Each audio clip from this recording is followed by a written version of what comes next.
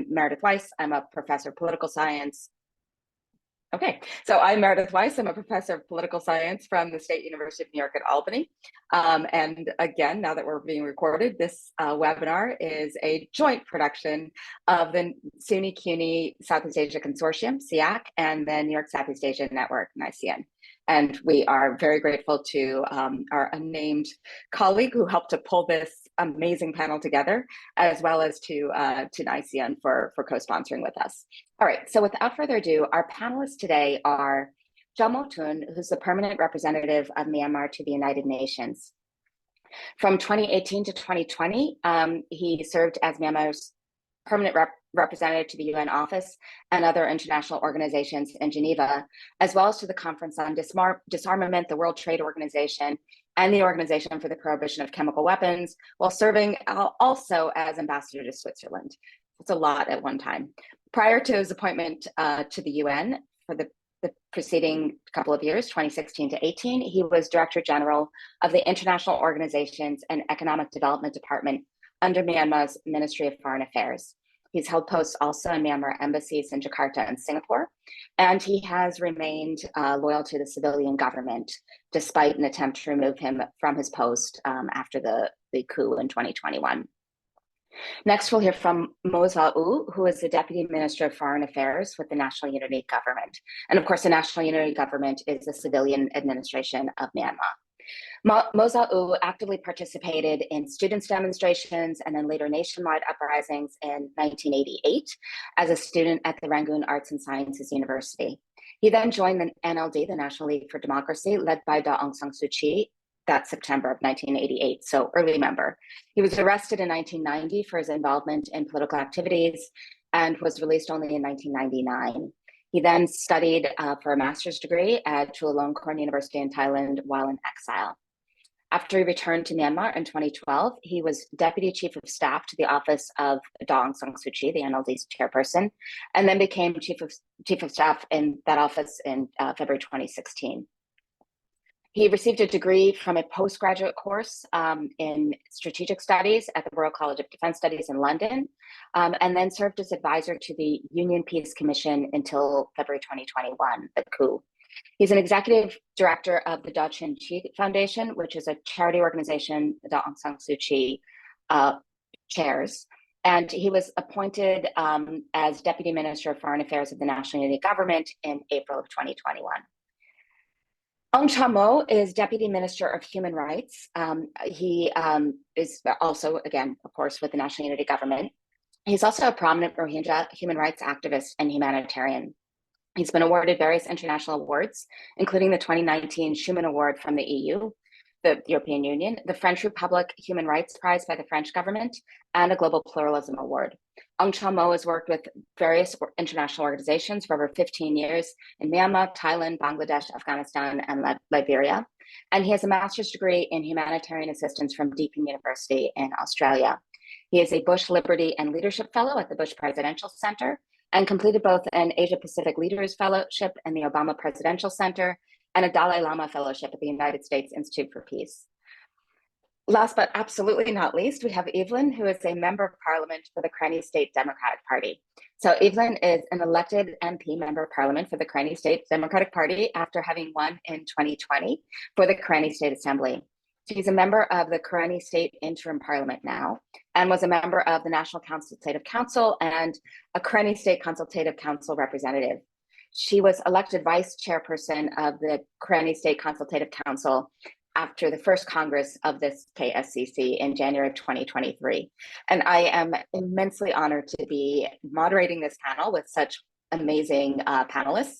So without further ado, I would hope that we can get started. So I will turn first to Jamo Tun, if you would like to speak for about 7 to 10 minutes. Each will talk about different aspects of what we might envision for Myanmar. So Ambassador Jamo Tun, where things are now, how Myanmar will look. Mo Sa-u might speak about, for instance, external powers, relationships moving forward. Aung Chamo will take the human rights perspective, as well as discuss how political changes might transform the lives of minority groups within Myanmar. And then Evelyn will be able to speak to, especially to questions of the position of ethnic minority regions, bottom-up federalism, especially in Karenni State, and what that all means for a future Myanmar. Okay, Ambassador, the floor is yours. Thank you so much, Professor, for the introduction.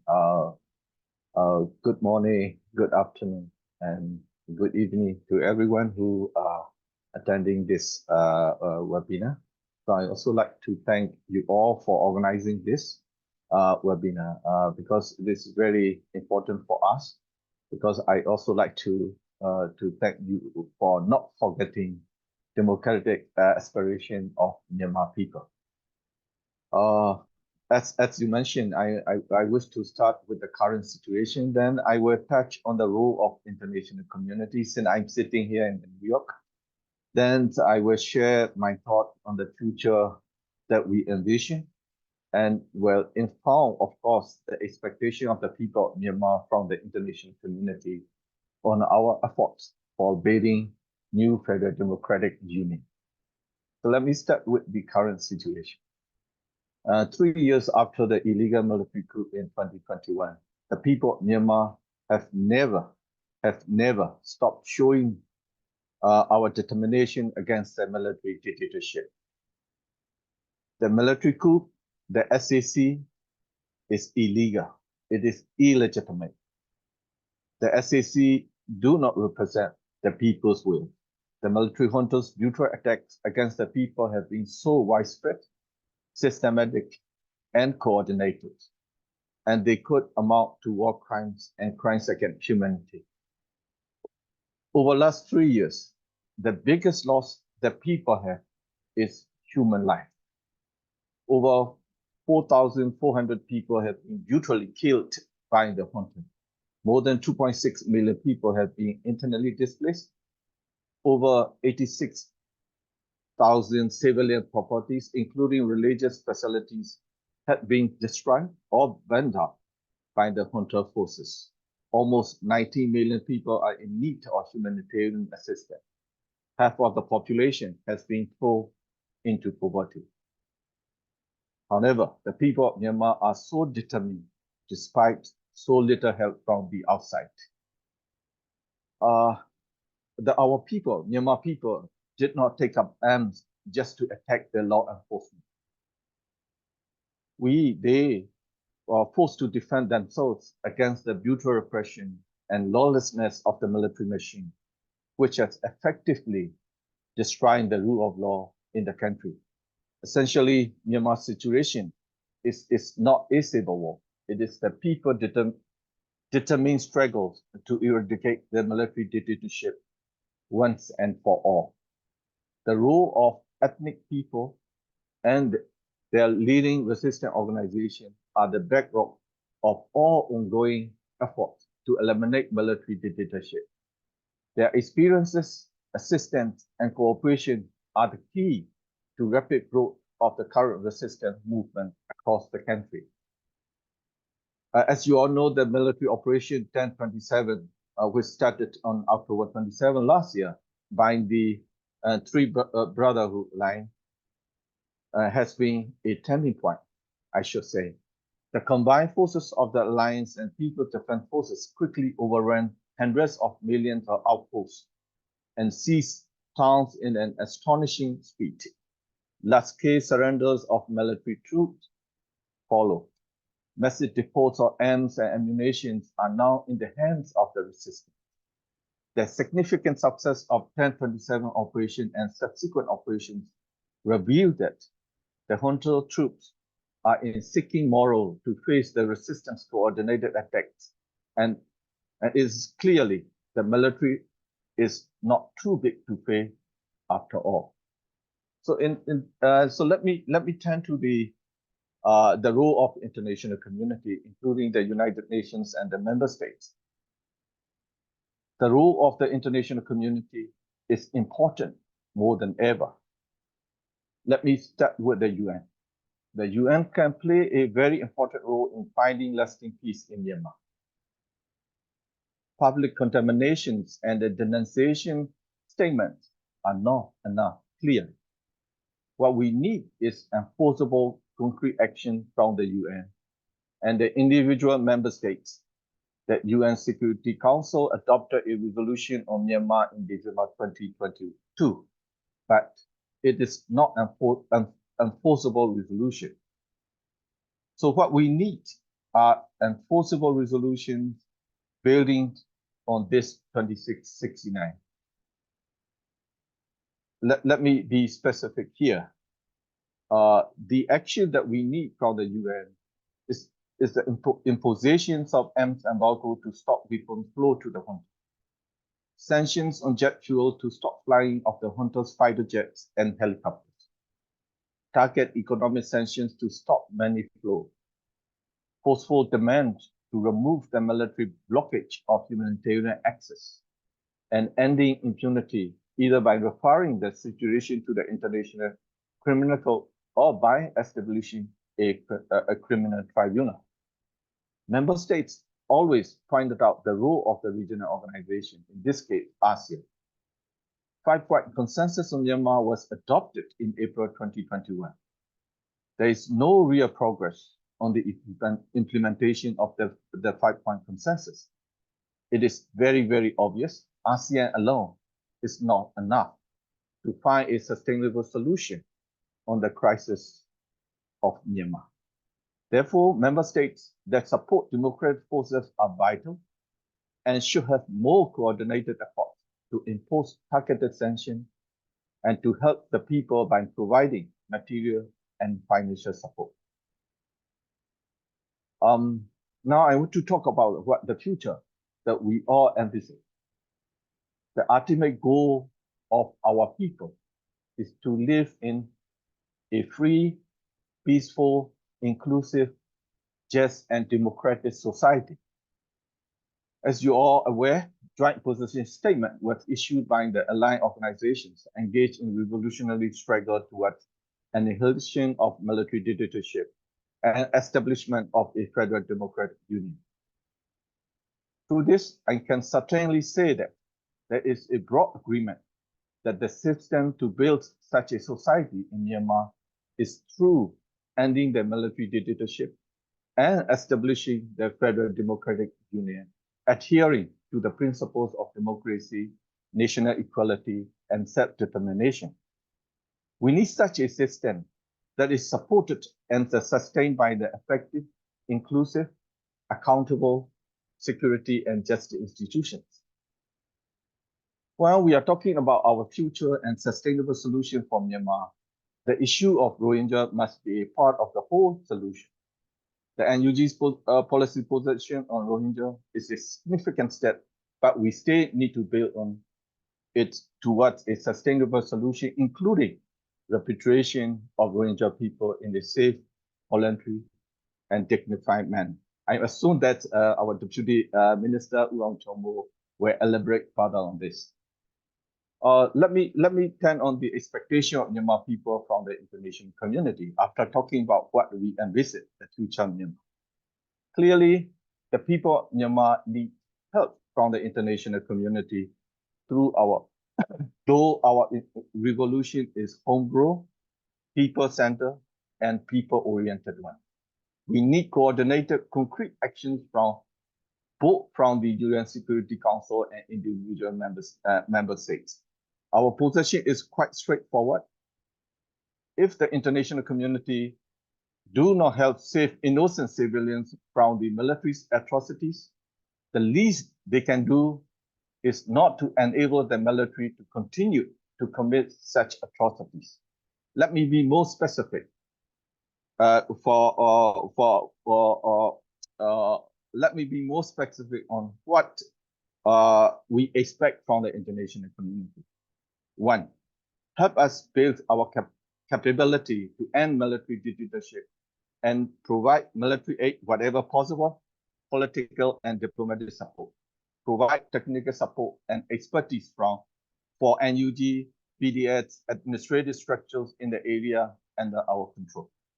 Two, provide humanitarian aid directly to those in need through all available channels, including cross-border aid, in a sustainable and predictable manner.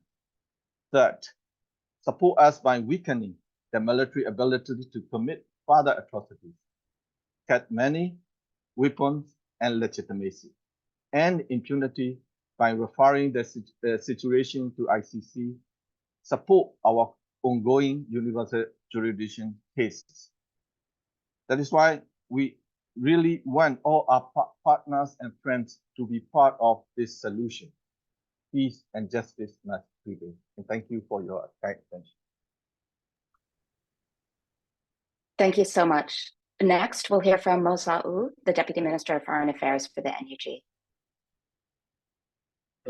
First of all, I would like to say thank you very much, Meredith and the State University of New York for organizing this event.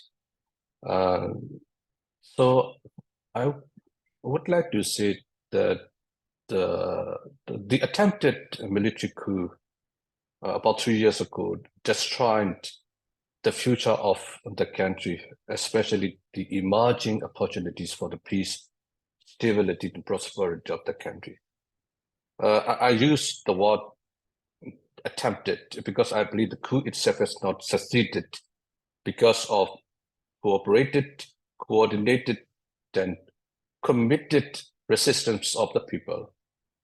As a true face of the military dictatorship revealed, there is no other option for our people but to resist it and demolish the existing dictatorial system and establish a new system that is acceptable to all the people.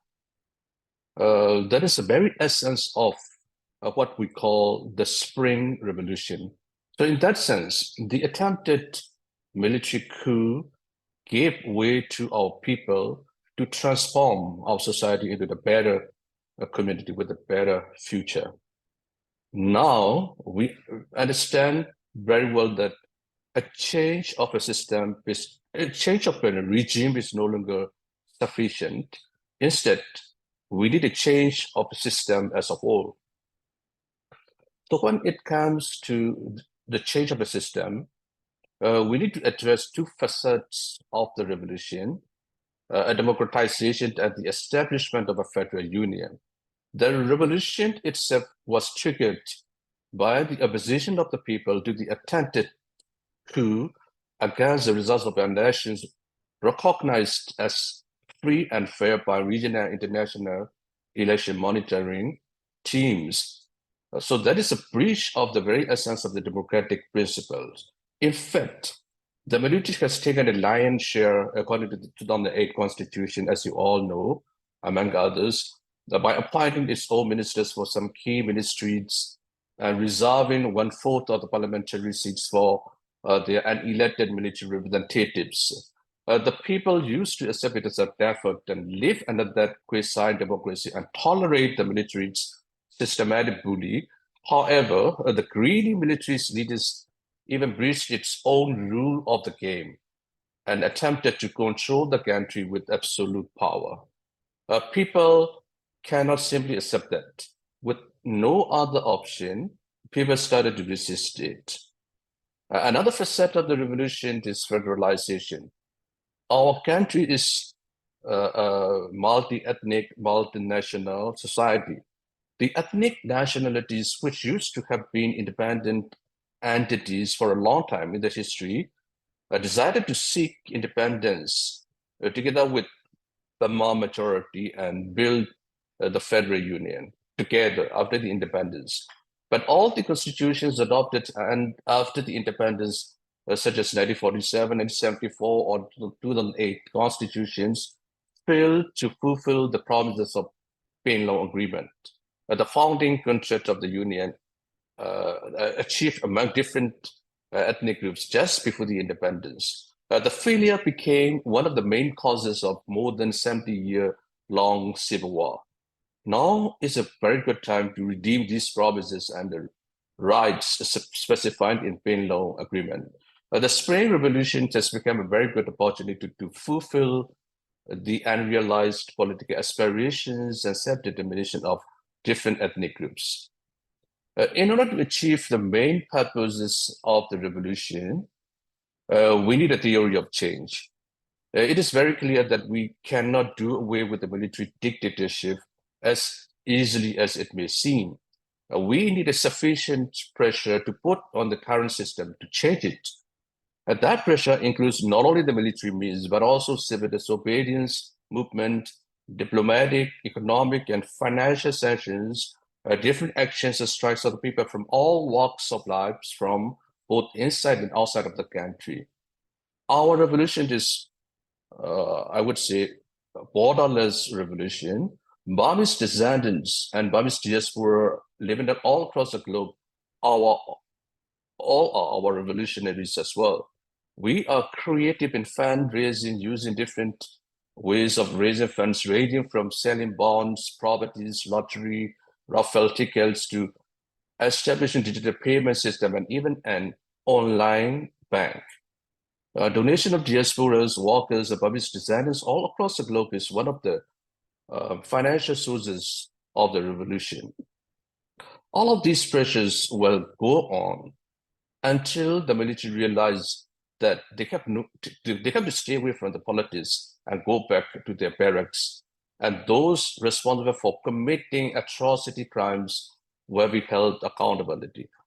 Until they realize that a new constitution that can guarantee democracy and genuine federal system needs to be drafted. Until they realize that they give up power and transfer it to the transitionary authority of the Spring Revolution. During that transitional period, there will be a dialogue among different stakeholders, key stakeholders, to negotiate for a future federal union where we can live together peacefully. These agreements will be translated into a federal democratic constitution, and according to that constitution, we will establish a federal democratic union. That is our theory of change. There has been a threat of the military conduct that they always use since the independence, that is a disintegration of the union. So the military is always a unifying force that holds all states together, that to form a union and keeps a union from breaking apart, things like that. They always use that excuse as a justification for the successive military coup since 1962. In fact, we don't need to worry about the disintegration of the union that has never been truly existed. A threat or the destructive agent to the establishment of the genuine federal union is the military itself. That fact is a key reason why the previous peace process has not succeeded. In contrast, now is the most opportune time in the history to establish a genuine union. Now, almost all ethnic groups and key stakeholders in the country agrees on very fundamental necessities, which is to eradicate the military dictatorship and establishment of the federal union. At least we have unity in purposes. We have already achieved an agreement amongst some key stakeholders in the name of Federal Democracy Charter that lays down some fundamental principles of our future federal union. Of course, we still need to elaborate on some details about how to form the union, how to spread power among different federal units and between the federal level and the federal units level of things like that. And there are frequently asked questions as, is there any coordination and cooperation among revolutionary forces, especially with the forces from the northern parts of the country? Or is there any plan for the transition? Is there any mechanism to solve the problem since the military collapse or things like that? So as we could see some light at the end of the tunnel, we need more coordination and preparation for our future. We have been in a process of consultation for a political agreement for establishment of a federal union with our main alliances. And at that agreement, there will be more details to be discussed, of course, ranging from how to put final pressure on the junta using different means, how to establish a transitory authority, what priorities to be focused on during such transitional period, how to draft the constitution in an inclusive manner and process, and finally, how to establish a federal union according to that constitution. So there are two schools of thoughts in this regard. If we focus too much on the details about our future plans, we will lose the sight of the attention of the current struggle against the military dictatorship. And some unnecessary disputes among us about what is yet to come can weaken the unity and trust among us that is critical for our struggle. But another school of thoughts argues that without a proper plan and common position for our immediate future, we may face a danger of turning against each other in the post-conflict period. But I would say at least we have agreed on the baselines and trust on which we can build up for what comes next. So I wanted to conclude that we could say that the road ahead may not be as easy as we think, but the revolution will continue no matter what. We are confident that we will win and we will be able to establish a better future. At the same time, we need to emphasize and put more efforts to coordinate among ourselves for toppling the authoritarian system and to have a good plans for current works, for immediate future and the long term of the union, where we can live in peace, stability, and the prosperity. I will just stop there. Thank you very much. Thank you so much.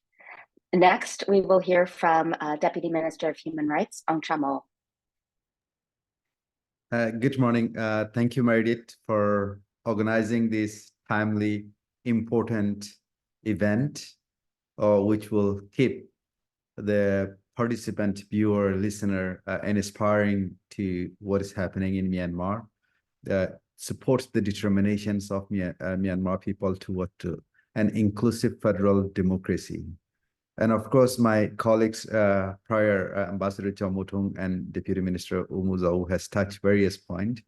I'm going to be elaborating some of the points that they both have raised and add a few other things related to the religious and ethnic minority and how they should be included in this long, complicated, sophisticated, feasible process. I would say it's complicated, but it's feasible where we're. So of course, the attempted coup took place and on February 1st, 2021, and the military that we have been perceiving as one of the strongest military in Southeast Asia, with capability and with resource and things like that, tend to show that the perception that we had on them and the reality differs, meaning that as Ambassador outlined, that the spring revolutions happened from and within Myanmar organically as a response to attempted coup, which is illegal and illegitimate.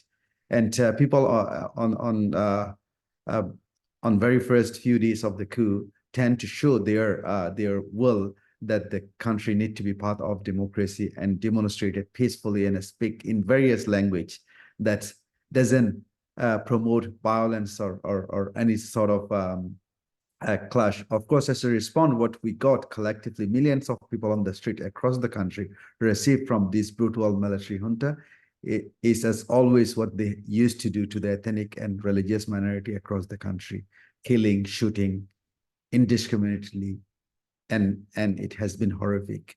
And over a period of time, young people particularly came to understand, Generation Z, that in order to end this dictatorship for once and for all, that has been long enjoying the cycle of impunity and doing whatever they want to maintain their power and wealth, we need to be speaking in the language that they understand. But of course, in a principle way, the self-defense that's being taken is principled, and there was no alternative choice being left for the people of Myanmar to make this country to put in the path of democracy. That's led actors, models, business people, civil society organizations, journalists going to the jungle and joining ethnic resistance organizations, coming into like holding together hands to come to an effort to be speaking in the language that that the junta understands. And of course, this has been very costly. The country has been at that time at the middle of amidst on the impact of the COVID-19, both socially and economically, and this coup happened, and then while we were struggling to survive on a natural disaster, this man-made disaster had occurred. And the reality and perception to connect back that I said, then of course it has been the expectations that we had on international community has been to somewhat level high, not so high. We knew that how international community functions, but of course we were also ready for whatever that international community is capable or willing to offer in order to accelerate these revolutions.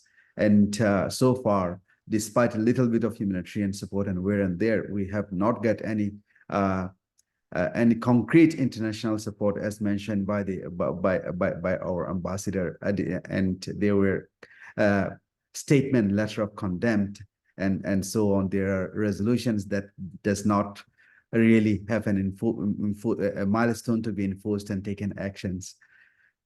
But despite all these things, the resilience, coordinations, and tactical innovations has been truly inspiring for the rest of the world. And we were determined, and we are determined, and we are doing the best we can with the support that we are getting from Burmese diaspora, Myanmar diaspora, from different ethnic across the world and in country, and people did not give up. And the very recent February 1st silent strike in Yangon shows how the people in the country are determined and hunger and willing to do anything within the given capacity to end this dictatorship for once and for all. And our expectations on the United States and other has been high, even after the Burma Act has been passed and things like that. People, of course, do not have the detailed understanding how all this mechanism functions. But even after Burma Act, the concrete support has not been there, and despite the level of demonstrations that National Unity Government, PDF, or allies resistant organizations are able to demonstrate across the country, it's not in one region or two regions, it's across the country. The strategic gain and being able to govern the people, provide public service, including health, educations, and the flow of the financial systems in the respective areas has been undeniable, tangible progress that we have shown. And of course, the valid point that international community time to time make is like how NUG and the ethnic resistance organizations will work together when the junta falls. It's a valid concern, but the recent demonstrations in different parts of the Myanmar, including the ethnic controlled territory and the Kolin district that NUG wholly control, shows against the capacity of the governing and providing the public service. And while people are continuing to make every effort they can to end this dictatorship, military continue to be brutal. The more they become weaker, the brutality has been increased. The junta used the airspace and arterial bombardment to soften the resistance in the interest of and causing various civilian casualties, including the damage of the ethnic people's religious, cultural infrastructures, and which could be like recognize some of these cultural heritage, like for instance in Mro could be recognized as a UNESCO recognized heritage. So the weaker they become, the brutality against goes high, and people keep paying the price. But the one thing that we got out of this revolution is the national fabric that we had. The diversity of this country has been very beautiful, and that has been our national fabric, and that has been displayed even in the city, in various city of Yangon, and military has the tendency of divide and rule among different ethnic and religious group. But this time, the gain that we got was the solidarity, unifications, and we know how it has been politicized, our diversity, which should be utilized as a sort of a strength, has been used as a cause for fight among each other. So people came together, and this is unshakable and anchored in a way that cannot be destroyed. So this is again, despite all the costs that we have been bearing. And we all know that the perpetrators has been military for the past 70 years, carrying out war crimes, crimes against humanity, and genocide that's being determined by the United States against the Rohingya people. The victims differ over a period of time. The perpetrators remain the singular institutions in various parts of Myanmar, and enjoying long culture of, again, the impunity, remain unpunished.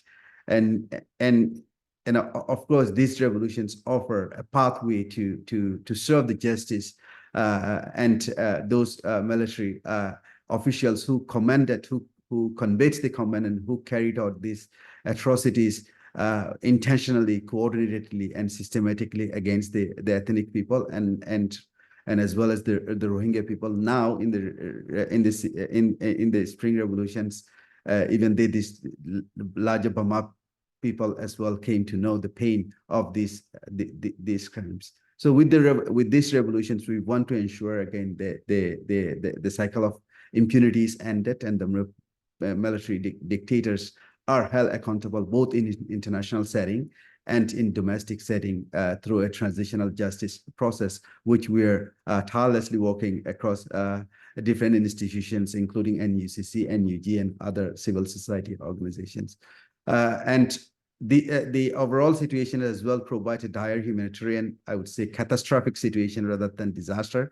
And Ambassador has pointed out figures related to the need of the humanitarian. Of course, the international community has a lot of different priorities across the world, including Ukraine, Afghanistan, and now with the Gaza and in Palestine. But international community is as well capable of doing more than one thing at a time, and despite the constraints or resource, and the situations in Myanmar is not about something that could be tackled later. It is an action for call for morality.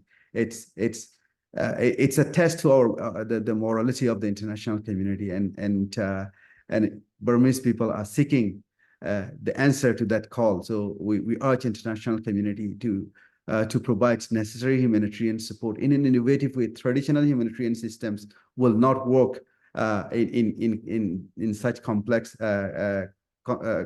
context, and the cross-border humanitarian systems and using the localizations agenda to deliver effective and efficient humanitarian system will serve the peoples in need. And lastly, when it's come to the Rohingya people, and of course the National Unity Government has released its Rohingya policy in 2021 June, outlining the way forward in tackling the Rohingya issue. And I am honored to be a first member of the government from the Rohingya community, and as well as from the being as a Muslim to be back to the cabinet since 1962. The National Unity Government's again, the policy has been some claim that is very wide, and there are things that we can do now, and there are things that we can do later. But what we can do is we can clarify to all those who are concerned about this, is that we have a sincere, genuine will to transform the situations, ensure the inclusions of the Rohingya, and tackle the Rohingya issue as the issue interconnected to the democratization process in Myanmar. That's include, again, the equal right for the Rohingya, those who remain inside the country, approximately 600,000 people, and those who are in Bangladesh, 1 million people who are dire to be coming back to Myanmar. But of course, the current situation not conducive enough, and we don't totally control those areas to be enabling that a safe, dignified, voluntary return could happen in given setting. And overall, the National Unity Government also announced that we will abolish 1982 citizenship law that's contribute largely discriminations toward the Rohingya and tending Rohingya to be revoking their citizenship. And we're in the process of consulting and drafting a new an interim arrangement and abolishing this law. And lastly, we are also carrying out comprehensive consultations with the Rohingya diaspora leaders and the leaders in the camp to ensure a meaningful inclusions of the Rohingya people in all a spectrum of the revolutions, including including NUCC and so many other institutions. So overall, I would say the Rohingya issue is a priority issue for us, and we are also determined to deliver the justice that they deserve. And the government has made very clear that we have withdrawn initial objection being submitted by the previous government to the International Court of Justice, and make clear that we will cooperate and coordinate and provide necessary information and support to the court to ensure that the justice are being served to the Rohingya people. So I end there, and definitely we will have a lot to talk more when their question. Thank you so much. Thanks so much. All right, next we will turn to Karenni State Democratic Party Member of Parliament, Evelyn. Thanks. Good morning, everyone. And I would like to thanks to all the organizers and all the participants who are with us today, and for giving me the chance to be able to talk here. So I'm very happy to be able to share about the bottom-up federalism in Burma, especially focusing on the Karenni issue. So Karenni is the smallest state in Burma, and it borders with Thailand. It has only 450,000 people population. Before the coup, the original state name was Karenni, and then in 1952 it was changed to Kaya State by the central government. The Kaya means one of the tribes' name in Karenni. Since that time, the conflict between the tribes, discrimination among the tribes became, and then the diversity in Karenni is quite huge according to the religion and then tribes, and then mostly, the unity of Karenni people were systematically destroyed by the dictatorship and then all the centralized government system, So in the past, and then before the coup, the whole Burma got fake independence and fake democracy. And moreover, after the 2015, under the 25% of military democratic government, we got another fake federalism on paper, So 2008 constitution was the one, which granted the brutal military in power and centralization. So after the coup, all of the democratic forces called the abolishment of the 2008 constitution and building for the Federal Democracy Union. So at the time, people of Karenni, felt like our last revolution, our last fighting against the dictatorship, any authoritarian, come now with all our brotherhood, around the country. This is what Karenni people has the feeling, So since, the coup started, Karenni people stepped on the stage, calling, the highest unity of Karenni for the last fight against the dictatorship. This will be our last fight, because it has been so many decades that we have been suffering, we have been tortured, directly, indirectly, in our area. So this is our last hope, the collapse of the dictatorship. So Karenni stepped on the stage, and then Karenni looked forward the collective political leadership body in Karenni to lead the people of Karenni, And then we got, the Karenni State Consultative Council became the highest political leadership body formed with the ethnic resistance organizations, democratic political parties, and all the elected member of parliaments from 2020 elections, and women and youth participation, very inclusive. We got the highest unity ever we had, we can say like that. So, and then KSCC, by the leadership of Karenni State Consultative Council, we strongly coordinated with the union level, NUCC, NUG, and the other federal units. And we really value the Federal Democracy Charter.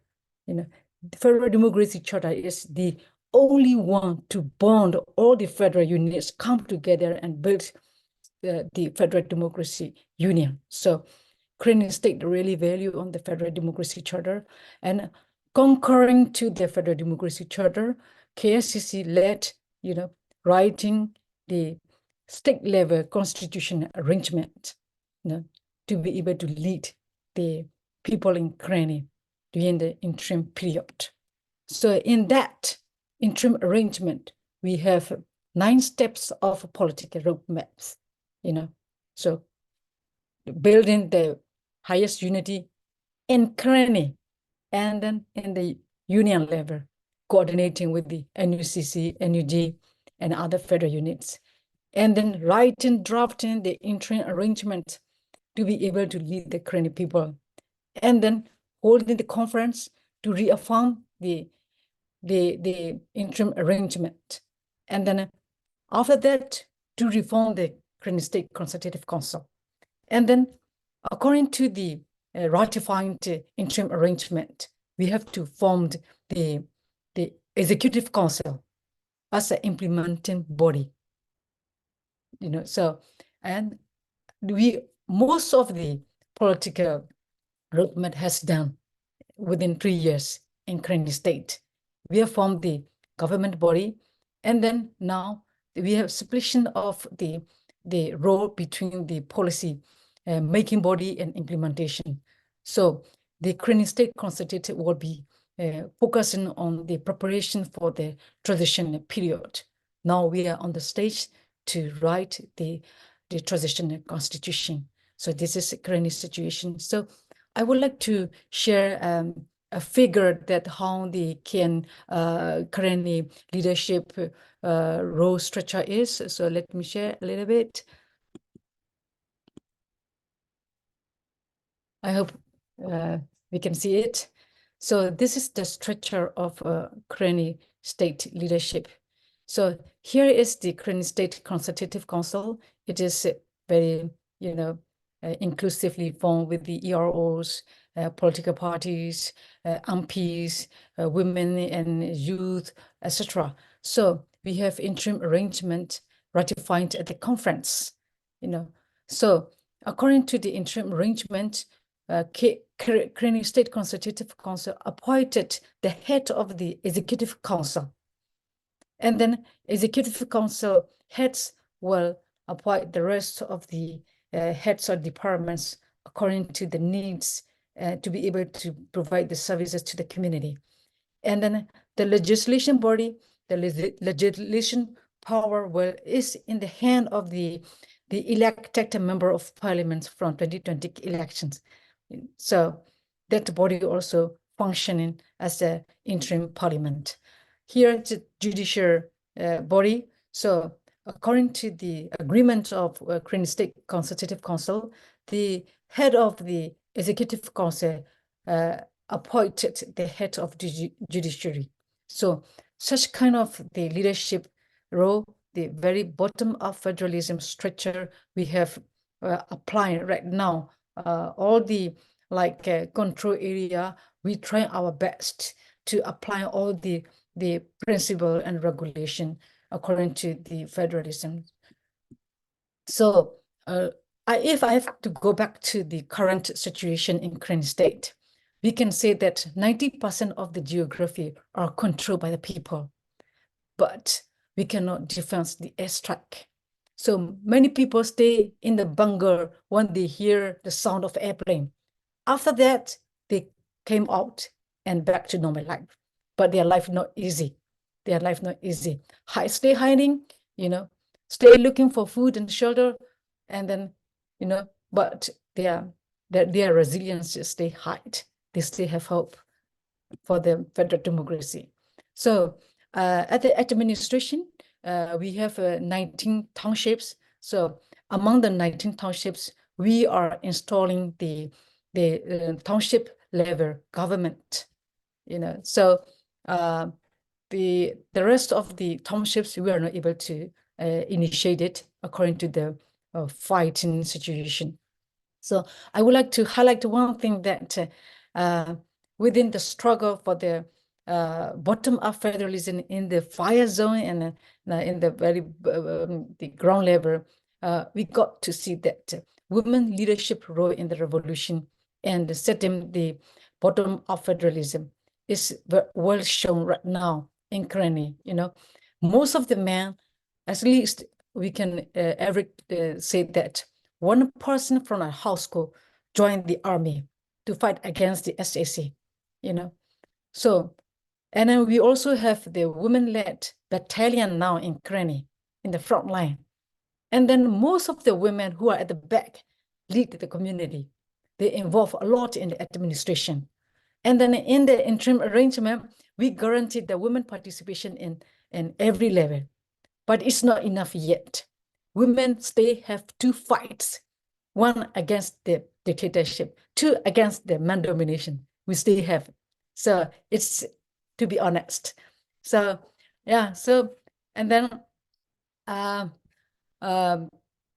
we try our best, and we hope that, and we believe that not only Karen and all the federal units, for example, Kachin, Chin, and Karen, Mon, and then Sagaing, such kind of federal units are also on the same way with us, with Karen, and then strengthening the bottom-up federalism.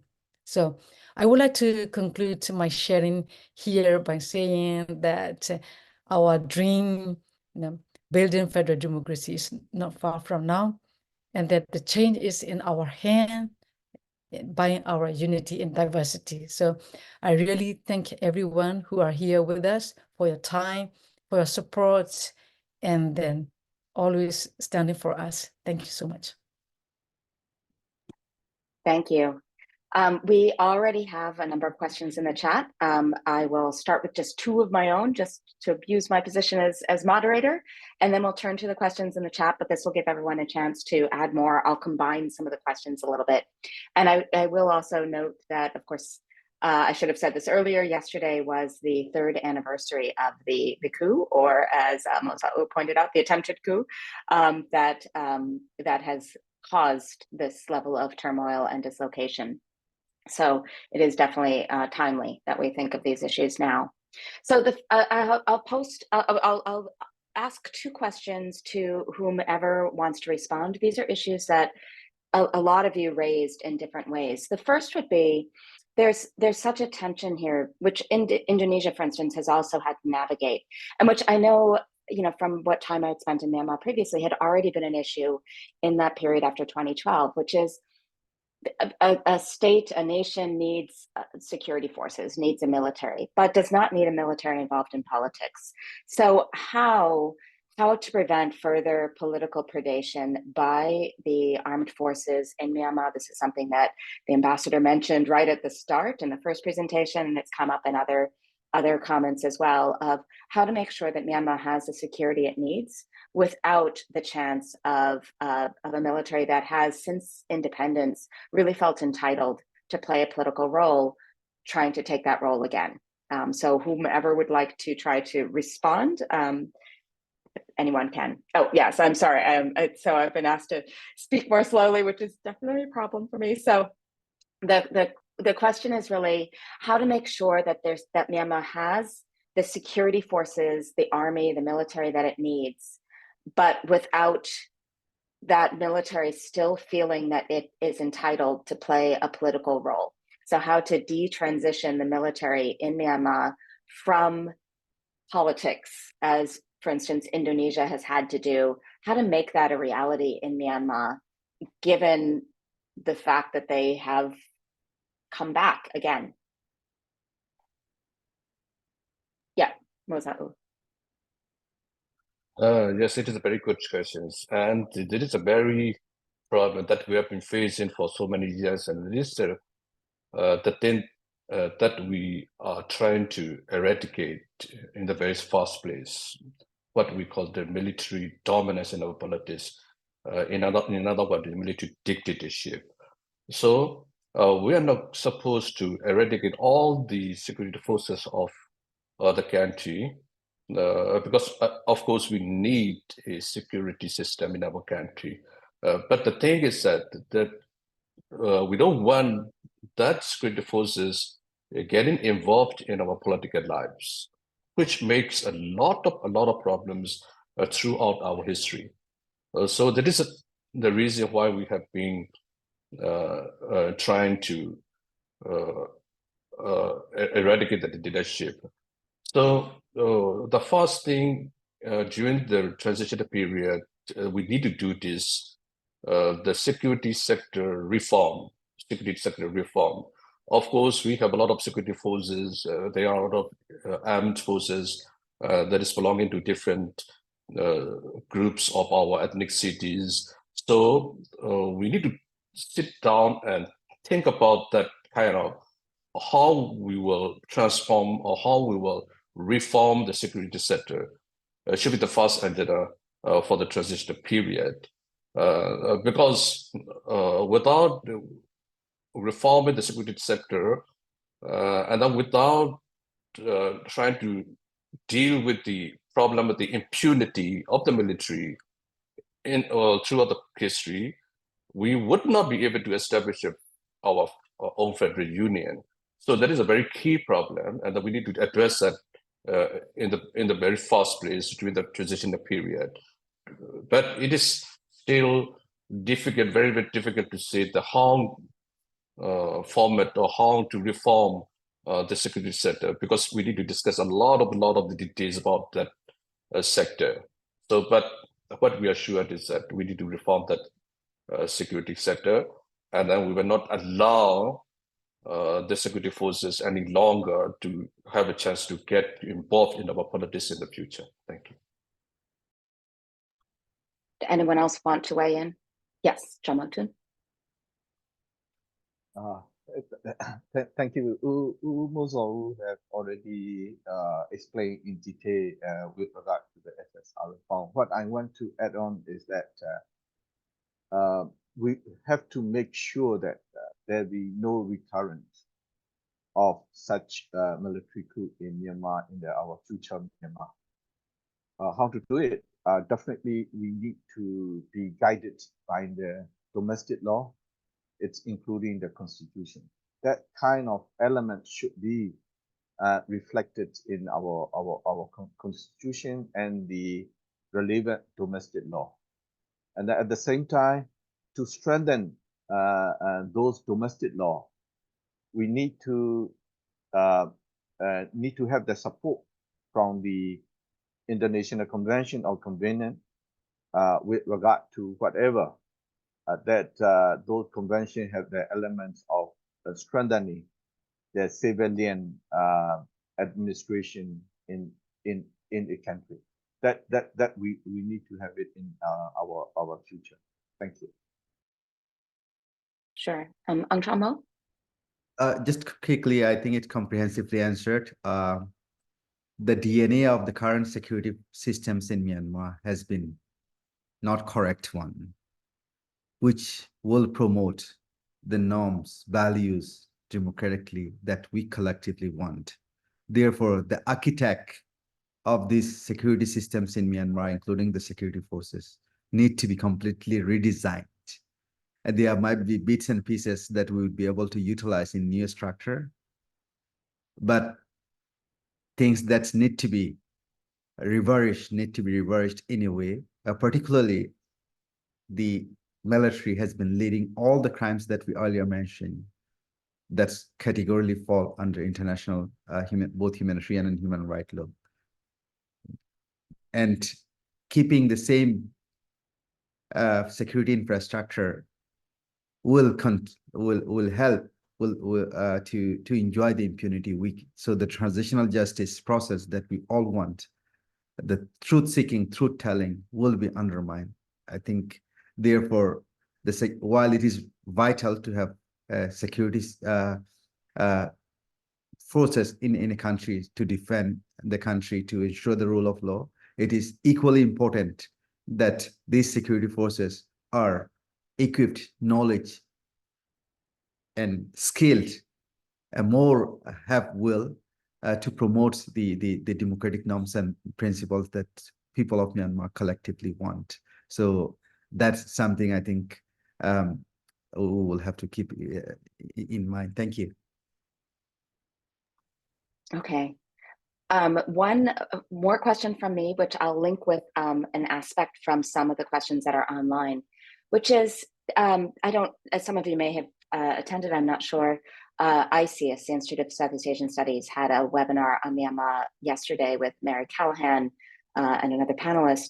And one of the things that Professor Callahan suggested was that thinking of federalism in Myanmar moving forward, it is possible that the current ethnic divisions be the basis for a federal union, but it's also possible that there be smaller or different types of divisions. That, in other words, there could be more units within the federal structure along not just ethnic lines, recognizing the diversity of the population, intermingling even within families, and so forth. And so I'm curious about what those of you here see as the best premise for the federal structure itself. Maintain the current sets of states and regions, or different organization. And this is where I'll bring in one of the questions from the chat, which is, there are a few different ways of approaching the question of what about the ethnic armed organizations now that really help to reify, help to create or foster the system that is, in terms of the specific divisions. So in other words, should Myanmar stick with the current federal, the actual carving out of what the divisions are, or should that also be rethought? And what are the implications in terms of existing, we could add political parties into the mix as well, but certainly also the EAOs, the ethnic armed organizations. Yes, Rosa. Yeah. I would say it is a second part of our responsibility for our revolution. The first part is your first question, that what you asked for the second question, the second part of our responsibility of our revolution, which is to establish a federal union. So I think Syama Evelyn elaborated very well about how that kind of federal unit has been developing in their own setting. In that case, in our case, the Karenni federal unit or Karenni state. So from the very beginning of our revolution, in the respective ethnic area, the ethnic resistance groups have been trying to draft their own sort of a constitution, and they're trying to establish their own set of the administrative system in their respective area. So I wanted to borrow the word of Syama Evelyn, the bottom-up approach, which is also very important. But at the same time, we need to combine the top-down approach as well, because we already have, like I said before, the Federal Democratic Charter, in which we laid down very fundamental principles for the establishment of the Federal Union of our country. So that is agreeable to all the stakeholders in our country, as far as we understand, as far as we try to reach out to. So now we need to combine that two processes. So if you look at some other parts of the country as well, they have their own sort of the development of their own administrative and local governance system, and their own sort of the constitution, for example, Chin State or Kachin or whatever it is, even in Korean State.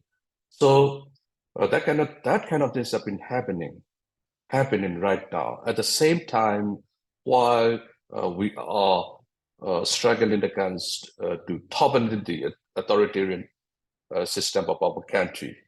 So yes, we are multi-ethnic society with some sort of the tribal communities in some part of the country, which is very complex. But at the same time, I also agree with Professor Mary Callahan about the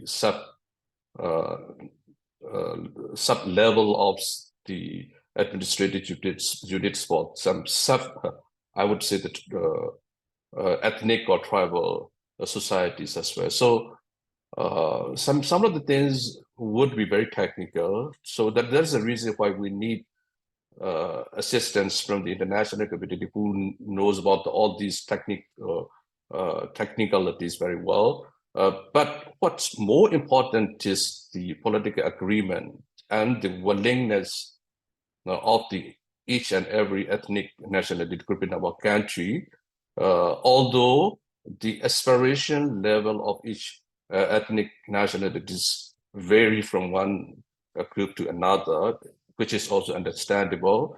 But we believe that we could talk, we could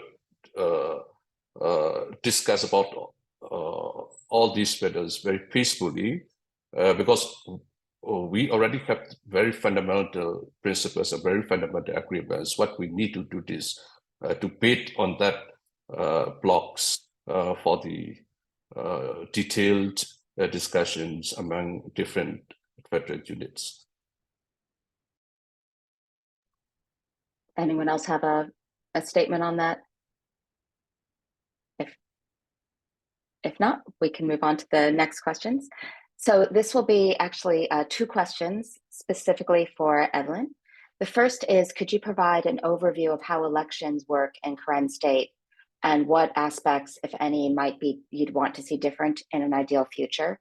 And then also another one that has come in is, which relates actually to Mosau's statement just now about the different aspirations of different ethnic groups or ethnic states. Do you think are there conditions under which the Karenni state might choose to be independent? So how the elections work and whether independence could be a goal for the Karenni state. Muzo, I think you better answer the first question about the election in Karen State. I'm sorry, I'm not aware about that much about it. So let me answer the last questions. Historically, Karenni was very independent, but it has been so many decades. Karenni has been with the other ethnic groups marching to the federalism to build the federal democracy union. Even in the interim arrangement, and then we have a kind of the constitution. It has been started. I think in 2 decades that Karenni has been working on to have the Karenni state constitution, and then we expect that one day we will have the occasion to have our own constitution one day. So we have been trying on that. So it was we have the 4th draft already, but nowadays we cannot hold that 4th draft Karenni state constitution because we need a lot of people participation in referendum.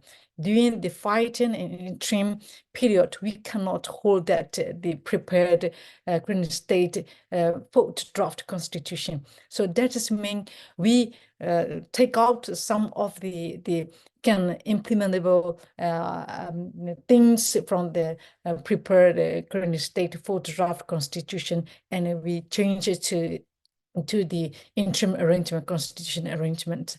So what I would like to mean is, even in the fourth draft Korean state constitution, we are clearly described that we will be one of the federal states in Burma, that we have no doubt to keep going that. So even in the fourth draft of the Korean state constitution and interim arrangement, so we are the same until now.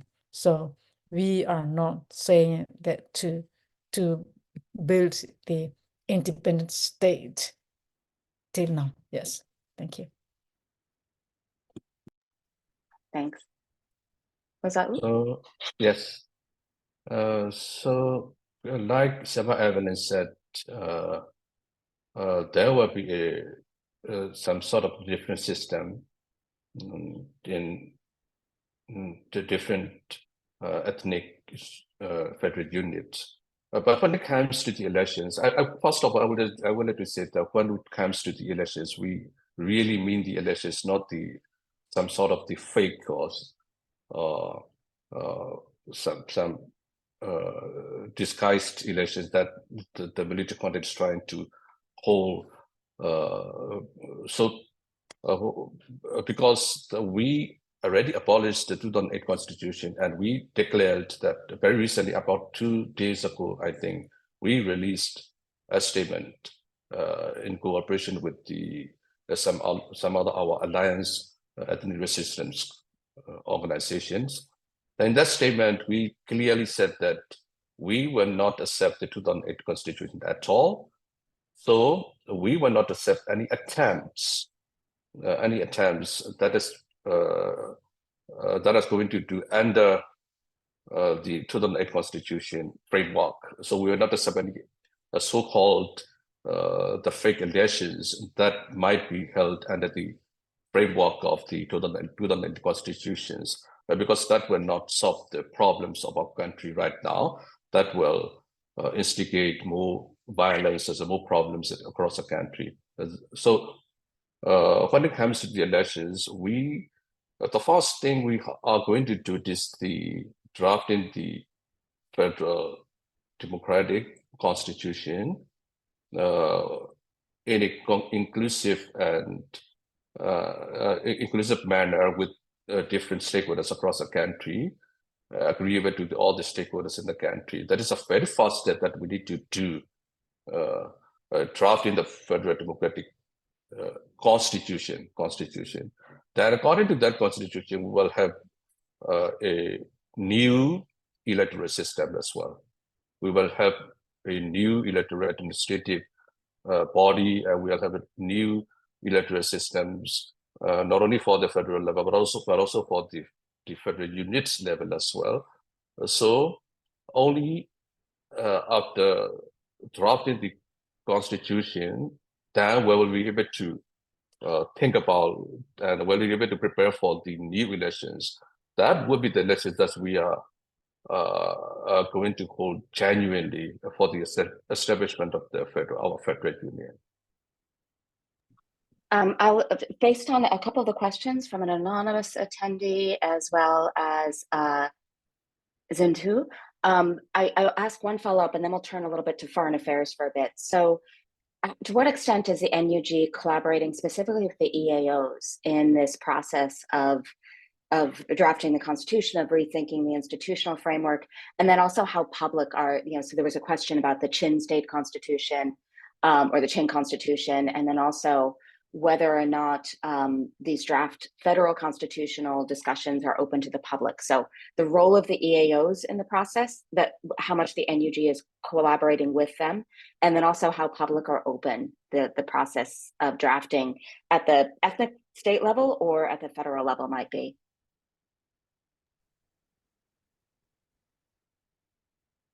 If I may.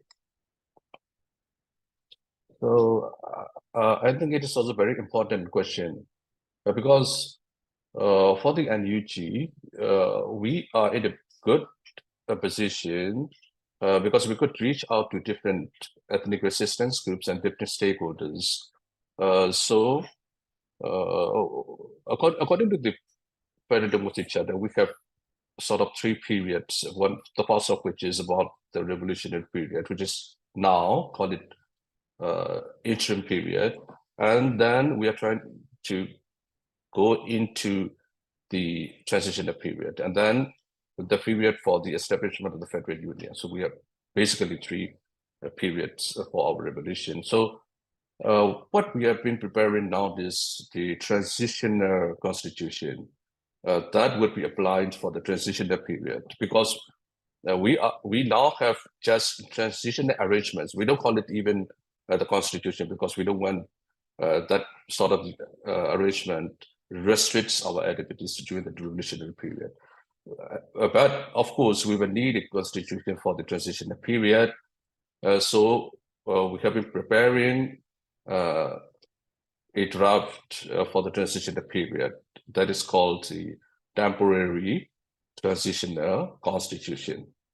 During that period, during the transitional period, we will draft a constitution that is called our Federal Union. That is the constitution that we need to consult. We need a constitutional drafting process. So which is also very important, because a constitution is a political document rather than a legal document. So we need a lot of the political discussions, consultations before we could even draft the constitution itself. So at the same time, we will have the drafting of the constitutions for the federal units as well. That's what I said before, because all the ethnic nationality groups and some federal units, like Siama Evelyn said, for example, in the Karenni state, they have their own draft constitution for their own federal units for the interim period. For Chin state, they have their own constitution for their interim period, the Chin state's revolutions, and so on and so forth. So all of these things have been happening right now. What we need to do is, like I said, we need to combine an umbrella temporary constitution that will connect all the dots, all the pieces together. That's the main responsibility. And then I think that NUG is, like I said, in a very good position to reach out to all these units and trying to negotiate or trying to facilitate, because we are not the one who are interfering to the process of all these constitution drafted in the federal units, but we are in a good position to facilitate the process, and then trying to conform all these the constitutions to be in line with each other. That's also a very important responsibility. So there are a lot of details that I could talk about this, but be aware of the time constraint. Yeah, I would say that yes, we are now trying to facilitate all these process happening right now across the country. Okay, thanks. So there are a few questions on ASEAN, which I'll combine, and then we'll turn to some rights and justice issues. So these might be for Jamotun or also for Moza'u. So the first would be that the SAC recently sent a lower level official to an ASEAN foreign ministers meeting for the first time in years, which is a shift from their prior refusal to send representation since top leaders are excluded. So how do you interpret this? Is this a sign of the military's recognizing its own weak international position, or is this negative because they now have a seat at the ASEAN table? And how does that affect the NUG's engagement with ASEAN? More on ASEAN is what effect does the fact of Laos as the head of ASEAN have on the resistance? Is this a pro or a con? And then lastly, bringing the US ASEAN relationship into this, the readout from the State Department of Jake Sullivan's meetings in Thailand a few days ago mentioned continued hopes for the implementation of ASEAN's 5-point consensus. Was there more to discussion so far as you know that might have been useful? Is there more diplomatic effort behind the scenes by the US in terms of this still hanging its policy on a consensus that most observers seem to consider dead? You know, my own take is within ASEAN, there doesn't seem to be all that much hope for the 5-point consensus. So the Laos head, the role of the fact that the SAC is back at the ASEAN table, and also the US engagement with ASEAN, where does all of this leave the NUG and the resistance in Myanmar?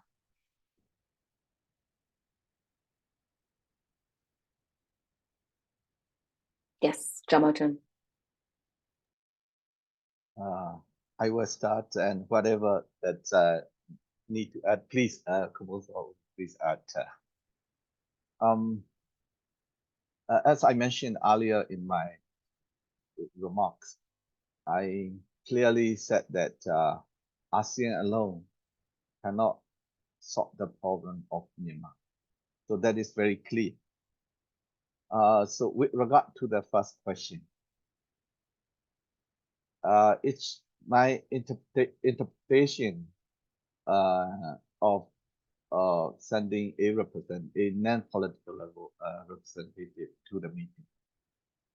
It showed that the SEC is similar to the first thoughts that raised by the questions who posed. They don't have any more option, so that they sent. You look at what they say at the beginning in the 2021, 2022, even 2023. They say that it is sort of discrimination. They would not send anyone, and because there's a meeting at the foreign minister level or the head of state, head of government level. So it is very clear that they already surrender their position of treating them in discriminate manner. So that is very clear. So that they don't have any option left. So that they're now trying to reach out to the ASEAN member states. Even it's showing that they're trying to reach out to the international community, including the regional countries in the region, in every possible way, so that they're showing. But the most important thing is that this is not a positive development. I want to remind everyone that, especially those in the members of the ASEAN, don't get into trap by the military dictatorship. So because they are very good at it, because I used to be in that kind of situation in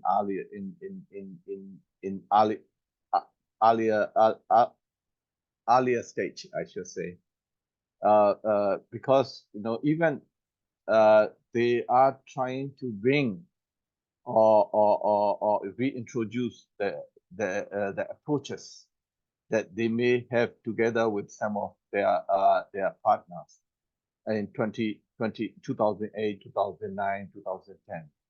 So this is very concerning, very alarming for all of us, because the international community themselves are trying to find a way to get a progress with regard to handling the crisis in Myanmar.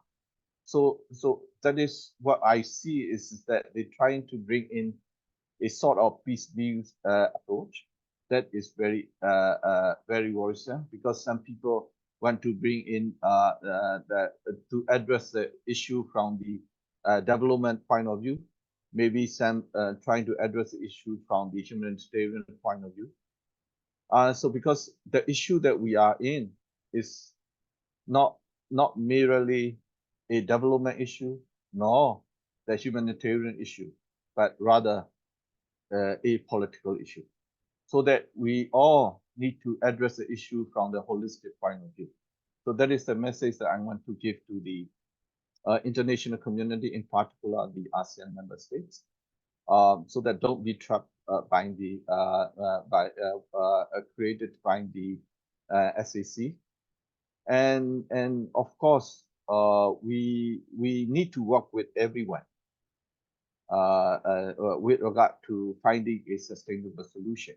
We ourselves, but at the same time, the international community should understand the real situation that we are in. So that is why, whatever whoever bring the reintroduce the approaches to bring us to the situation that we are in 2008, 2009, 2010.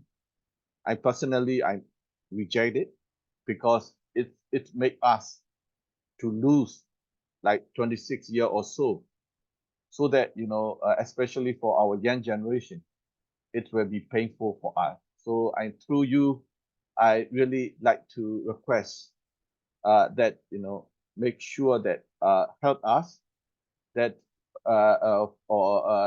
to realize that our efforts, our ambition to build a federal democratic union. Thank you so much. I will try to pretend that I am more diplomatic than Ambassador Chambut is, because because it is very delicate and sensitive. So it is for me a little bit difficult to be undiplomatic. But anyway, I wanted to say for general comments rather than for some detailed remarks.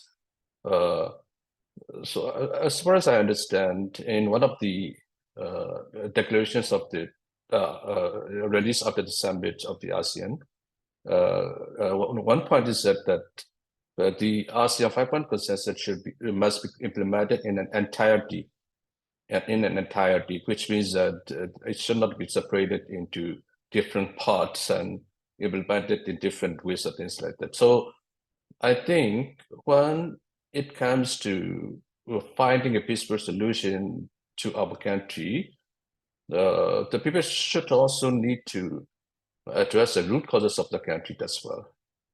But successive leadership of the ASEAN that has taken over the chairmanship of the ASEAN leadership focused on, I would say, focus on the picking up the low-hanging fruits rather than trying to address the root causes of the country. So what's more important for our country is to try to address the root causes of the country. Otherwise, it would not be, I mean, not only the ASEAN, but also the international community as a whole, it would not be easy for them to find a real, genuine solution to our country. Thank you. Thanks. I want to turn the floor to Ong Chao Mo now for a few questions that I'll again combine, specifically related to Rohingya in Myanmar. So the questions are, is this still an issue? Your own appointment suggests that there is a real effort to move towards greater integration, greater recognition, greater rights. But are the communal tensions between the Rakhine and the Rohingya people still alive? And then linked with that, questions of how to change attitudes to make sure that there's a real understanding. So a question here refers to those who are not sympathetic enough or about values, but how to make sure that this is not just a question of government policy, but also really helping to take apart some of the misunderstandings and prejudice that led to problems in the first place.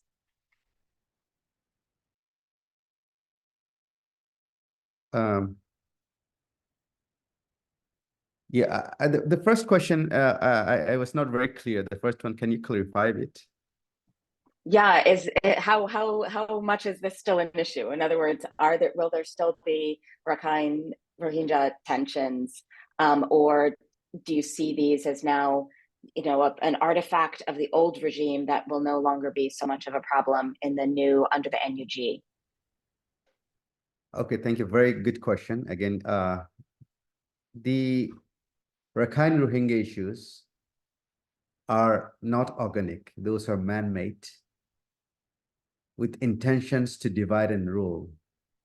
History suggests their architect infrastructure exists, which is 200, 300, 400 years old. Even Burma became Burma. That once there was peaceful coexistence, and it has been until late. While I grew up in Rakhine State, and I have a lot of Rakhine friends, and I slept in Rakhine house, eat, played, and this was kind of the society that it used to be. And Rakhine and Rohingya used to be side by side to live and contribute to the nation building. And that's the truth. But over a period of time, these artificial politicized efforts by the military has been made to promote hatred and impose the local acts, laws that will make superiority among Rohingya and Rakhine, where Rakhine were not treating well, but they were treating better compared to the Rakhine. So in a circumstance like that, of course, fragmentations happen. But then over a period of time since the coup, as you know, the one good thing that has been, as I mentioned in my remark, is the social cohesion aspect, that how people came together to understand that the tolerance is key in a democratic culture, and we need to use the diversity as a source of a strength. And we were diverse, and we are diverse, and we will be diverse. That's why there are young people coming forward to apologize to the Rohingya, and also there are political leaders who personally came out to show the sympathy and these nobody pushed for that. These are organic by understanding that the perception they had on the Rohingya and the reality is different. It's not the same. So in Rakhine State, in order to move to an inclusive federal democracy where Rakhine, Rohingya, Mro, Kamik, Daine, Kamang, and many other ethnic live side by side, I think required vertical and horizontal social cohesions. That's ensuring that everybody has a role to play, and the government has a role to play. Ethnic resistance organization has a role to play. Community themselves has a role to play. International community has a role to play. There are a lot of things that we need to undo to ensure these social cohesions and culture of peaceful coexistence is promoted. And there has been some work by some local and international organizations. And I think we need to continue bolstering those work even under this fragile circumstance. So I think that revolutions also in Rakhine State promote a sense of we consciousness, and even like in the past, before the spring revolutions, people were not able to go to hospital, and people were not to go to like market in city. Now people could go, even though they were not able to do the business side by side. That's yet a progress, a work in progress, but Rohingya are able to go and access to the livelihood to somewhat level. And I think we will need to accelerate those work from a government standpoint, civil society standpoint, and as well. So that's the answer related to the first question. And then second question is second question is about what, Mary? Sorry to ask you to repeat. Yeah, no, it was now I can't remember also. It was basically I was combining questions. Oh, how to make sure, I think you've actually addressed it. The not just the question of whether the issue still is there, but also what to do to change the underlying attitudes and issues of values and prejudice and so forth. So I think you've actually addressed both. Just to add there, I think the leaders, the government leaders, civil society leaders, religious leaders, community leaders matter in helping to unlearn the community on the prejudice and misinformation, disinformation that they were previously being fed with, and they have been accommodating, and of course, again, when you offer a sense of like a kind of platform to critically think over the misinformation and disinformation that you has been intentionally fed for so long. I think there are a lot of hopes that like Spring Revolution itself offer, for instance, like, you know, NUG has the legitimacy and legality, for instance, among many other actors. If an NUG leader says that what happened to the Rohingya were wrong, and did not have, this has a significant impact over the populations, because of the trust that they have on the leadership and the legitimacy that they have been given. So I think if we continue to do so in various level of the society, it will be similar to the journey of the Spring Revolutions. Right. And we think that again we have highlighted repeatedly in various conversations, bilaterally and multilaterally, the Rohingya crisis itself is so much interconnected into the democratization process of Myanmar. Right. Rohingya will not be able to enjoy justice and will have equality and that they deserve unless the Burma is fully into the hand of democracy. And as long as the military remain control of those territory where the Rohingya reside, the Rohingya, even though there are pilot repatriations and things like that, they will have to run back at some point. So international community must come together if they want to see a sustainable solution for the Rohingya crisis to support the democratization process in Myanmar. Thank you. Thanks. So one of the other questions here from an anonymous attendee is an excellent follow-up, which I'll ask Wong Chung Mo might respond again, and then perhaps also Evelyn, which is, what kind of transitional justice program do you envision for a new Myanmar?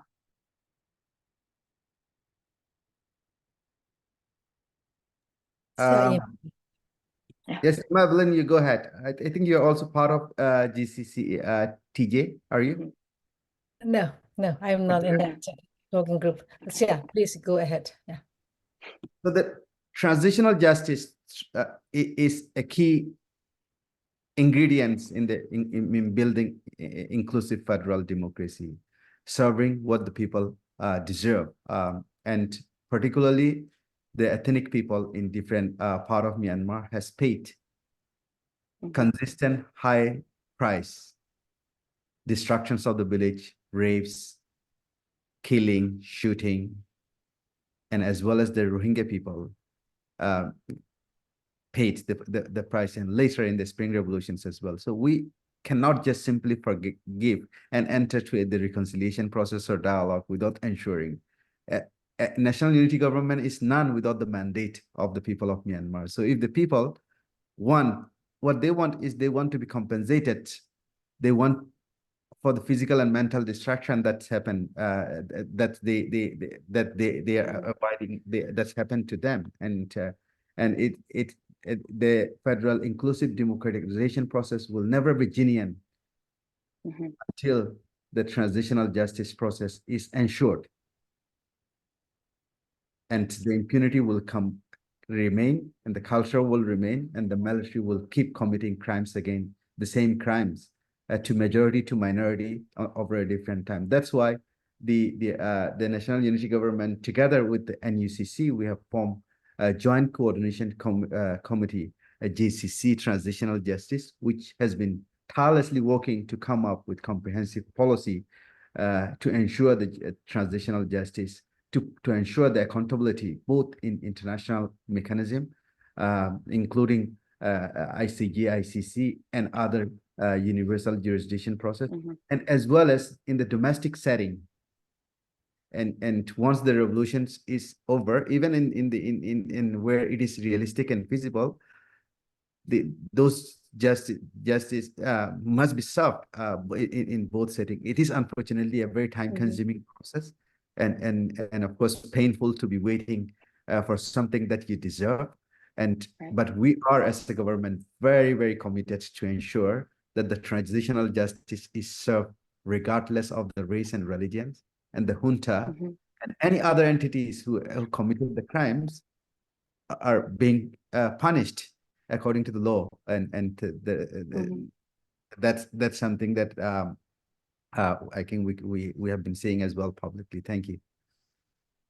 Another thing is that when it comes to the transitional justice, we are not talking about the revenge or retaliation, but we wanted to make sure that because we need to eradicate the impunity, because we don't want those who committed atrocity crimes basking under the sun without being prosecuted for what they have committed. That kind of thing should not be the case in the future, because if that happens, those who have committed the crimes might commit all these crimes again in the future. That's what we don't want. Okay. A follow-up that really draws from a couple of different questions here, and then I'll turn back to foreign policy again. There was a question, Santoylun Labia, about strategies for addressing corruption and bribery as longstanding issues, and then also of how to deal with violence as a challenge of the transition. And so this is it's not completely an issue of transitional justice, but it's really about changing a model of politics that's been so securitized, that has had violence as a core strategy for all sorts of reasons, not just by the central administration, by the armed forces, but also within the states, with the ethnic armed organizations as so important a part of state building at the subnational level. So can any of you address what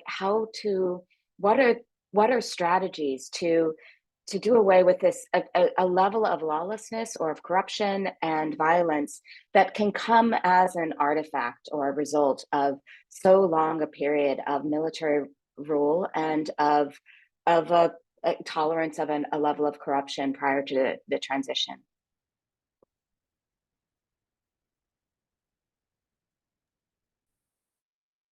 Go on, Jomo, will you?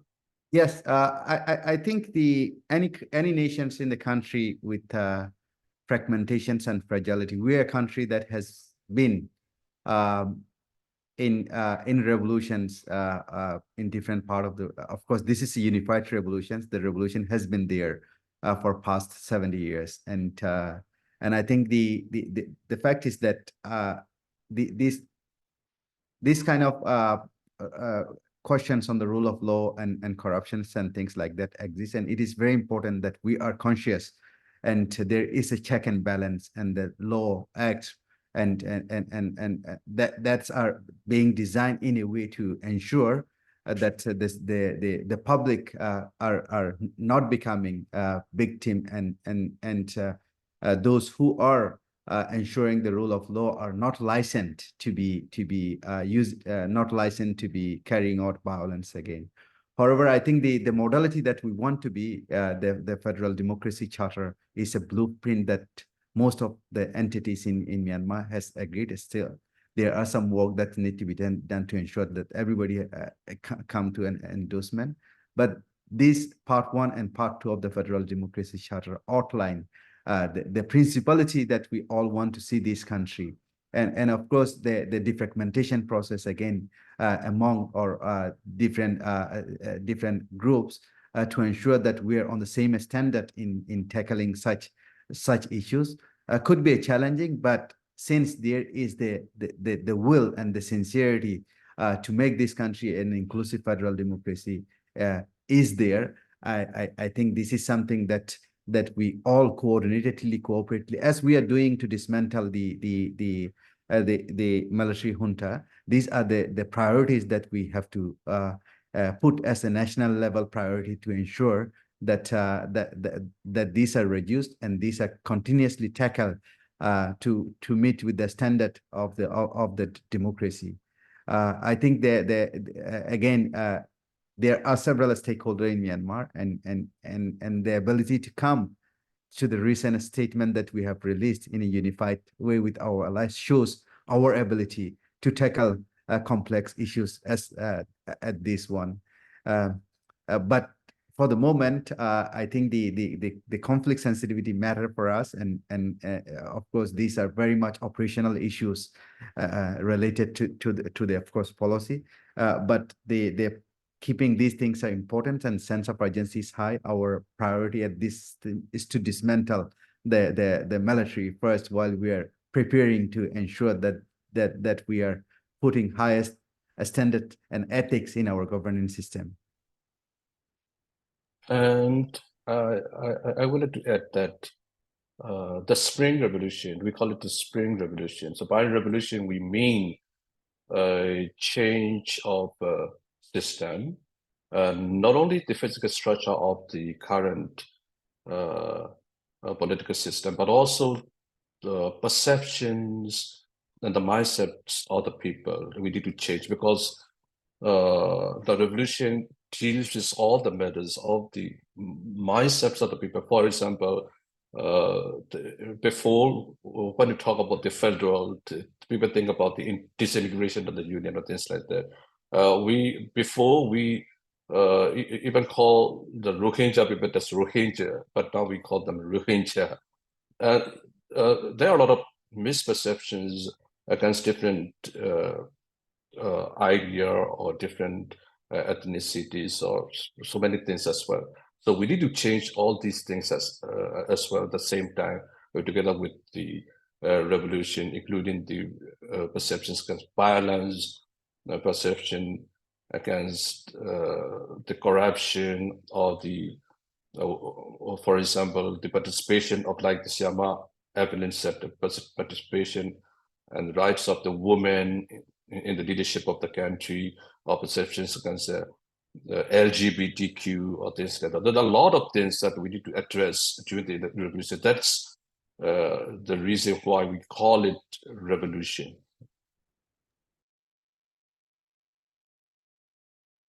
Sorry, Jamotu. Yeah, I may. Thank you. I fully agree with me what earlier said by Uang Jomo and Umozol. I also like to add on because those elements raised in the questions are strongly related to rule of law. So we need to strengthen the rule of law. Because definitely we want to have the rule-based society, of course. So in this case, of course, there will be a lot of challenges when we are strengthening the rule of law in our future Myanmar. So I taking this opportunity, definitely I like to ask, because here who are in this room, as well as through you are expert on this rule of law area as well, so that your expertise, your contribution will be needed in the future. Also, through you to your respective governments, we're definitely in a position to help us. So I think it will be we definitely because the crisis that we are in, it's very clear. It's that started from the lawlessness or the weak, the essence of the rule of law. So that we want to avoid this kind of crisis in Myanmar, so that we need to strengthen the rule of law. So in this area, we need help from you all. Thank you. Okay, one more foreign policy question, then we'll finish with domestic issues. And we're short on time now, but there are a couple of questions about China. So can you discuss the role that China is playing in Myanmar? There are some reports that China has cut deals with groups along the border to protect their investments. So how does that affect the goals of creating a federal union? What sort of communication does the NUG have with China? And then linked with that, the Foreign Ministry issued a 10-point statement earlier this month. But beyond that, how does the NUG position itself in geopolitical dynamics, especially vis-a-vis China? And so this would be for Jamotun or Moza'u, I think. Yeah, it is also a big question. So I also would like to give a general comment on this because I don't want to mention the name of each of the countries that I would like to talk about.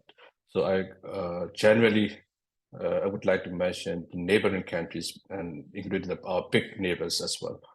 So when it comes to the relationship with these neighboring countries, it's very important. So from the very beginning of our revolution and from the very beginning of the formation of our government, we try to deal with our neighboring countries. Although we appeared that we seems to be close to the Western countries because of the media coverage and our photo ops with some leaders of the Western countries at this level. But in fact, we have been trying very much to get to the to try to reach out to our neighboring countries and the countries in the region. But because of for some reasons, because we couldn't expose some of the news with all these relationship meetings or things like that on the media.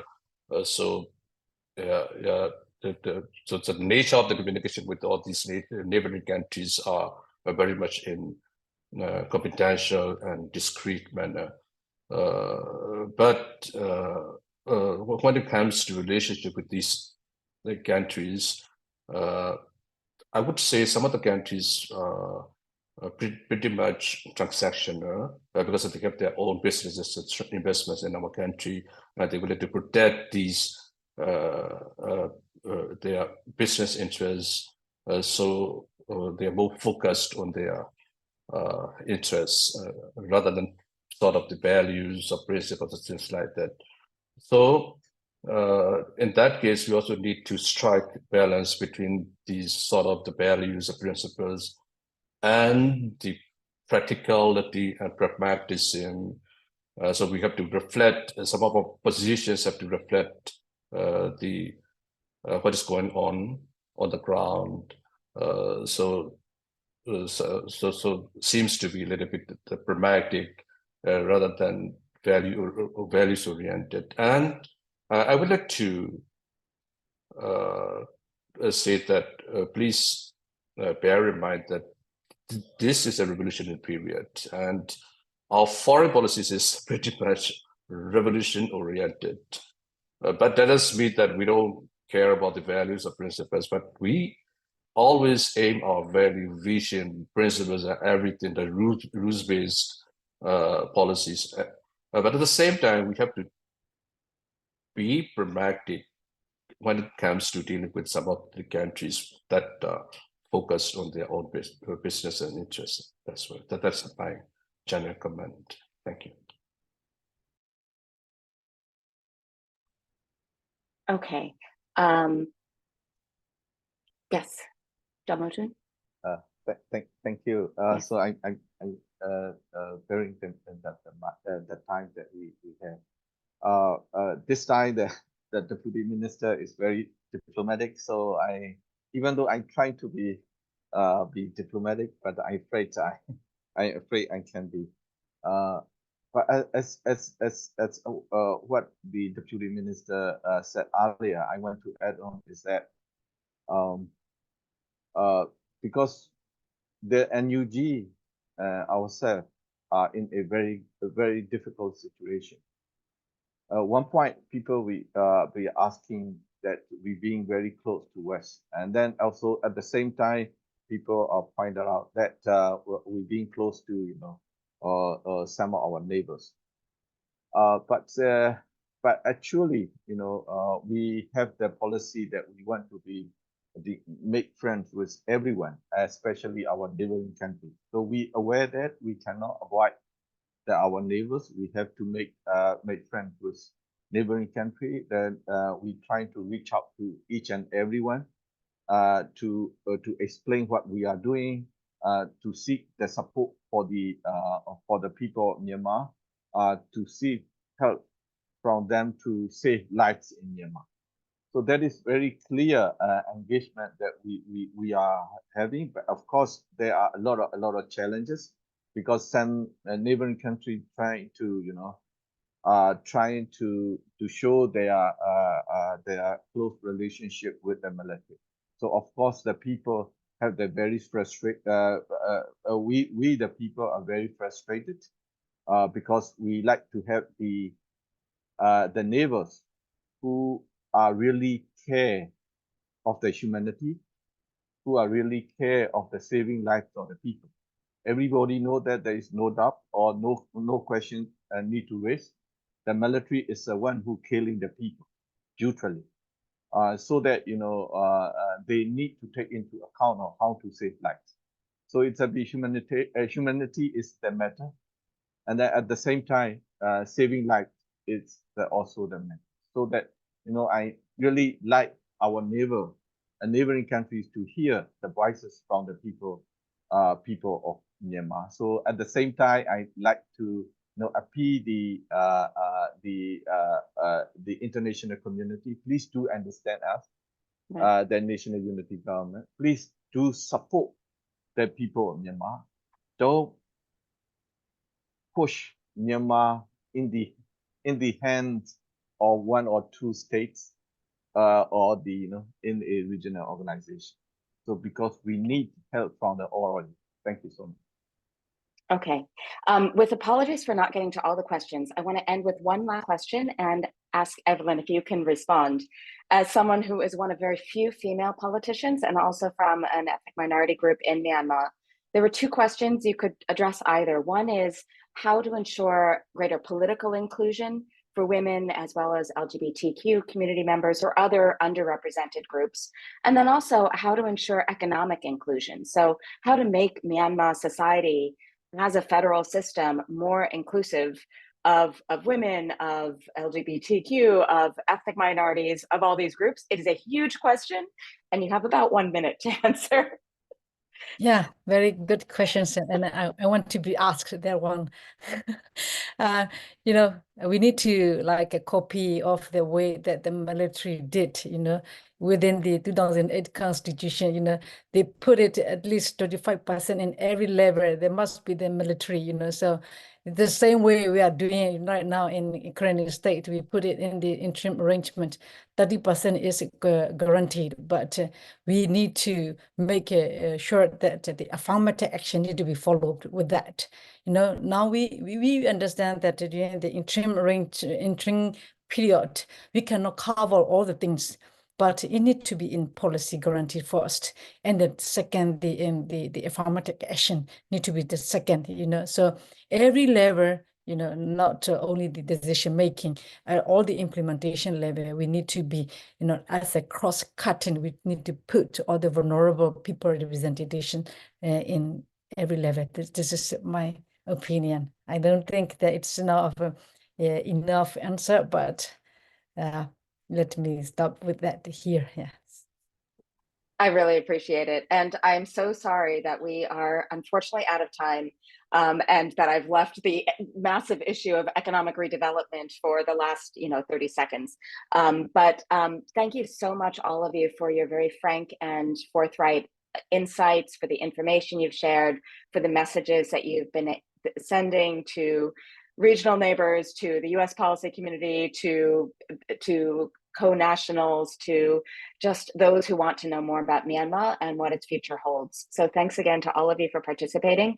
Thanks to all of our audience members, either currently or who will watch this online from the recording. And I hope that by the 4th anniversary of the attempted coup, we are no longer having this sort of panel, but instead talking about an active rebuilding process. Thank you so much. Thank you very much. Thank you so much.